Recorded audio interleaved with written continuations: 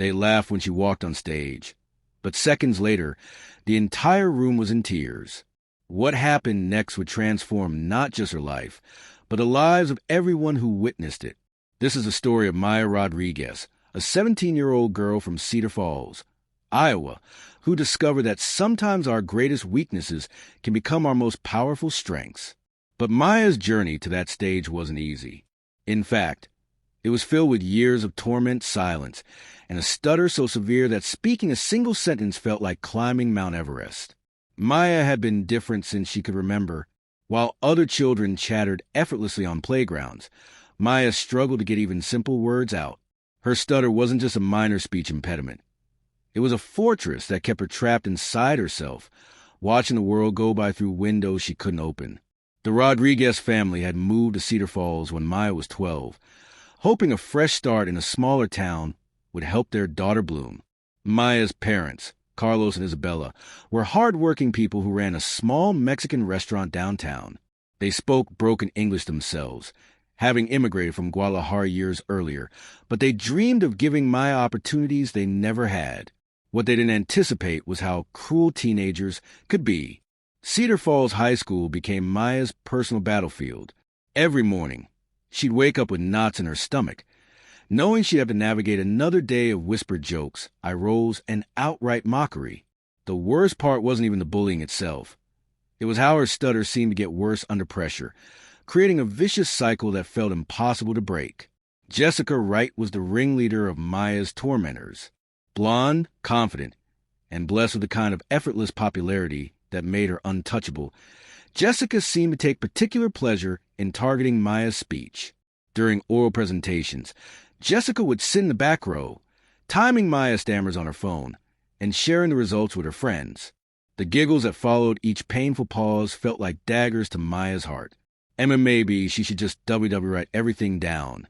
Jessica would whisper loudly enough for everyone to hear, mimicking Maya's stutter with exaggerated cruelty.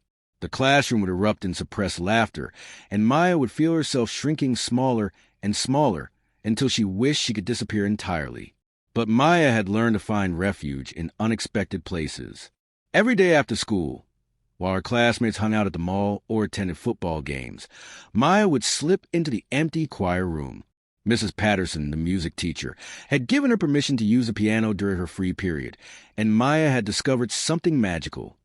When she sang, her stutter vanished completely. It started by accident. One day, overwhelmed by a particularly brutal encounter with Jessica and her crew, Maya had locked herself in the choir room and began humming a melody her grandmother used to sing to her in Spanish.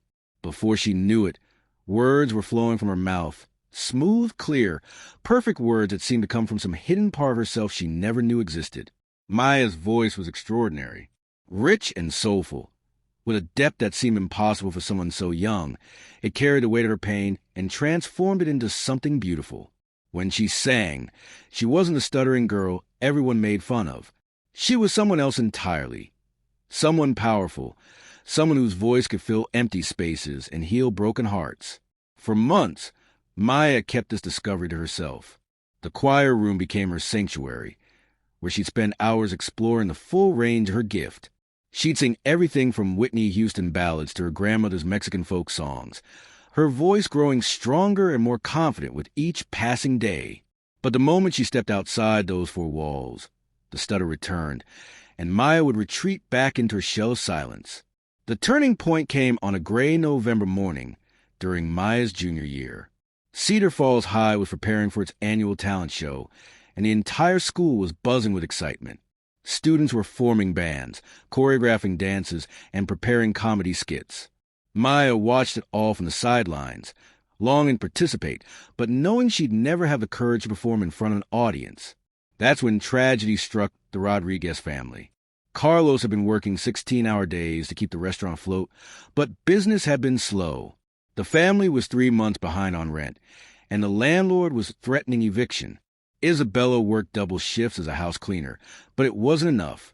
Maya watched her parents' stress lines deepen each day, saw how they whispered anxiously in Spanish when they thought she wasn't listening. The talent show offered a first prize of $5,000, enough to save the restaurant and keep the family in their home. Maya knew she had the talent to win, but the thought of standing on stage in front of the entire school, including Jessica and her cruel friends, was paralyzing. For weeks, Maya wrestled with the decision. She'd stand in front of her bedroom mirror, practicing introductions that always ended in frustrated stammers. She'd imagine the audience's reaction when they realized the stuttering girl was trying to perform, the laughter that would inevitably come. But then she'd think of her father's tired eyes, her mother's worried prayers, and she'd feel a spark of determination fighting through the fear. The night before the talent show deadline, Maya made a decision that would change everything. She cornered Mrs. Patterson after school, her heart hammering so hard she was sure the music teacher could hear it. With tremendous effort, fighting through every stutter and stammer, Maya managed to explain her situation. Mrs. Patterson listened with growing amazement as Maya described her secret singing sessions, and when Maya finally demonstrated her voice, the older woman's eyes filled with tears. "Maya," Mrs. Patterson whispered, "you have a gift that can move mountains. But are you ready to show the world who you really are?" Maya wasn't ready. She might never be ready, but her family needed her, and sometimes love is stronger than fear. The sign-up deadline was at midnight. At 11:58 p.m., with trembling hands, Maya submitted her entry form for the talent show. She chose one song, Rise Up by Underdog, a song about finding strength in the face of impossible odds. It felt like choosing her own anthem. Word spread quickly through the school's social media networks. Maya Rodriguez, the girl who could barely order lunch without stammering, had signed up to sing at the talent show. The reaction was swift and merciless. Jessica Wright posted a video on Instagram, pretending to stutter through the lyrics of popular songs, tagged with cruel hashtags that made Maya's stomach turn. "This is going to be the most embarrassing thing in Cedar Falls history," Jessica announced to her followers. "I almost feel bad for her." Almost. The comments that followed were even worse. Students placed bets on how many words Maya would get through before breaking down in tears. Someone created a drinking game based on how many times she'd stutter. Maya's phone buzzed constantly with notifications she was afraid to read. The day of the talent show arrived with the weight of Judgment Day. Maya spent the morning in the bathroom, throwing up from nerves. Her parents, who still didn't know about her secret talent, had insisted on coming to support her, which only added to the pressure. They sat in the front row, holding hands and looking more nervous than she'd ever seen them. The Cedar Falls High Auditorium was packed. Students who normally wouldn't be caught dead at a school event had shown up specifically to witness what they expected would be Maya's public humiliation. The energy in the room was electric with anticipation, but not the good kind. It was the energy of a crowd gathering to watch a car crash. Maya was scheduled to perform last, a scheduling decision that felt like torture. She sat backstage, listening to act after act, each one met with enthusiastic applause. There were dance routines, comedy skits, a rock band that brought the house down. With each performance, Maya's terror grew. These were talented, confident students who belonged on that stage. What was she doing here? Jessica Wright performed a flawless rendition of a Taylor Swift song, complete with backup dancers and costume changes. The crowd went wild, and Maya watched from the wings as Jessica took her bows with the confidence of someone who had never doubted her place in the world. Jessica caught Maya's eye as she left the stage, and her smile was sharp as a blade. "Good luck out there, Emma Maya," she whispered as she passed, her voice dripping with false sympathy. Finally, Maya's name was called. The auditorium fell silent. Not the reverent silence that greets a respected performer, but the uncomfortable quiet of an audience bracing for disaster. Maya walked the center stage on legs that felt like jelly, the spotlight blinding her to the sea of faces she knew were watching her every move. She reached for the microphone, and her hands were shaking so badly she nearly dropped it. Someone in the audience snickered. Maya cleared her throat, and the sound echoed to the auditorium like a gunshot. "I am going to SS sing," Maya began, and her stutter was so pronounced that the words barely resembled English. A wave of whispers rippled through the crowd. Maya could feel her face burning with shame, could sense the audience's pity and amusement mixing into something toxic. For a moment, she considered running. It would be so easy to drop the microphone and flee, to disappear into the night and never face these people again. But then she caught sight of her parents in the front row. Her father's eyes were shining with pride, even as she stumbled over simple words.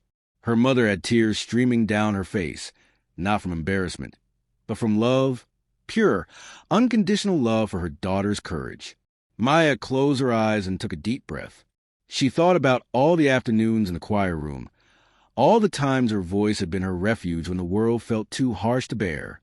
She thought about her grandmother's lullabies, about the power she felt when she sang, about the family she was fighting for. When Maya opened her eyes, something had shifted. The fear was still there, but underneath it was something stronger, a determination that seemed to rise from the very core of her being. The opening notes of Rise Up began to play, and Maya lifted the microphone to her lips. What came out wasn't the stammering voice her classmates expected. What came out was pure magic. Maya's voice soared to the auditorium like liquid gold, rich and powerful and completely flawless. The first note hit with such stunning clarity that the whispers died instantly. The second note was even stronger, carried with it all the pain and hope of a girl who had been silenced for too long. As Maya sang the opening verse, the transformation was complete. This wasn't a stuttering girl her classmates knew. This was an artist, a storyteller, a force of nature who could command attention with nothing but the power of her voice. The lyric spoke of rising up despite the odds, of finding strength in the midst of struggle, and Maya delivered every word with the authenticity of someone who had lived every painful syllable. The audience was stunned into absolute silence, hanging on every note. Students who had come to mock were finding themselves moved to tears.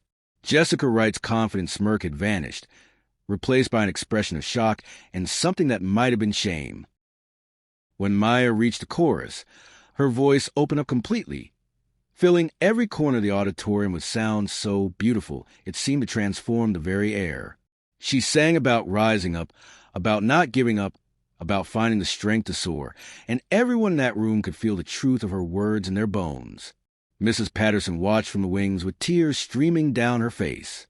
Maya's parents clutched each other's hands, hardly believing that this magnificent voice was coming from their daughter. Students throughout the auditorium found themselves on their feet, not from obligation but from genuine awe. As the song built toward its climax, Maya's voice grew even stronger, reaching notes that seemed impossible for someone her age. She wasn't just singing anymore. She was channeling something divine, something that spoke to the deepest parts of human experience. Every person in that room could hear their own struggles in her voice, their own dreams, their own hopes for something better. The final note rang out like a prayer, hanging in the air long after Maya had lowered the microphone. For a moment, the auditorium was completely silent. Not the uncomfortable quiet before, but the reverent hush that follows something sacred. Then the applause began. It started as scattered clapping from the front row, but quickly grew into something much bigger. Students leaped to their feet, screaming and cheering with genuine enthusiasm. The sound was deafening, overwhelming, beautiful. Maya stood on that stage, tears streaming down her face, hardly able to believe what had just happened. She had found her voice, not just a singing voice that had always been there, but her true voice, the one that could speak her truth to the world without fear or shame. Maya won the talent show by unanimous decision. But more importantly, she won something that couldn't be measured in prize money: the respect of her peers, and, most crucially, respect for herself. The video of Maya's performance, recorded by proud parents and posted online, went viral within days. It wasn't just the beauty of her voice that captivated viewers worldwide. It was a story of transformation, the visible moment when someone stepped into their power and refused to be diminished. Record labels reached out. Music schools offered scholarships. But perhaps the most meaningful change was the one at Cedar Falls High School itself. Students who had once mocked Maya now approached her with genuine admiration. Jessica Wright even offered a quiet, sincere apology, admitting that Maya's courage had forced her to examine her own behavior. Maya's stutter didn't disappear overnight. It may never disappear completely, but it no longer defined her or limited her dreams. She learned that everyone has two voices: the voice of fear that tells us we're not good enough, and the voice of truth that knows our worth. Maya's journey taught her to listen to the right voice, The $5,000 prize money saved her family's restaurant. But the real treasure was the confidence Maya discovered on that stage. She went on to study music therapy in college, using her gift to help others find their own voices. She learned that her stutter, far from being a weakness to hide, was part of what made her voice so powerful. It carried the authenticity of someone who had struggled and overcome. Maya's story reminds us that our greatest struggles often become our greatest strengths. The very thing that made her different, her speech impediment, had led her to discover a gift that changed not just her life, but the lives of everyone who heard her sing. Sometimes we spend so much energy trying to fix what makes us different that we forget to nurture what makes us special. Maya's journey teaches us that courage isn't the absence of fear. It's finding your voice despite the fear, and using it to rise above whatever tries to keep you small. In a world that often seems designed to silence us, Maya Rodriguez stood on a stage and proved that when we finally find the courage to share our authentic selves, we don't just change our own lives, we give others permission to do the same. And sometimes that's how one note, sung with perfect truth and courage, can change everything.